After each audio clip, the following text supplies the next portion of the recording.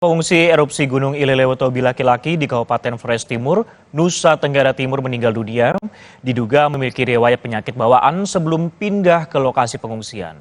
Sementara pemerintah Kabupaten Flores Timur juga kembali memperpanjang masa darurat hingga 31 Januari. Seorang pengungsi erupsi Gunung Ilelewotobi laki-laki di Kabupaten Flores Timur, Nusa Tenggara Timur meninggal dunia Kamis malam. Korban diduga memiliki riwayat penyakit bawaan sebelum pindah ke lokasi pengungsian. Ia bersama ribuan pengungsi lainnya tinggal di lokasi pengungsian di Desa Konga sejak 2 Januari. Hujan dan angin kencang serta kondisi yang tak layak di pengungsian menyebabkan kondisi kesehatan pengungsi semakin menurun. Menurut keluarga, pengungsi sempat dibawa ke rumah sakit di Kabupaten Sika, tetapi meninggal dunia setelah 4 hari menjalani perawatan.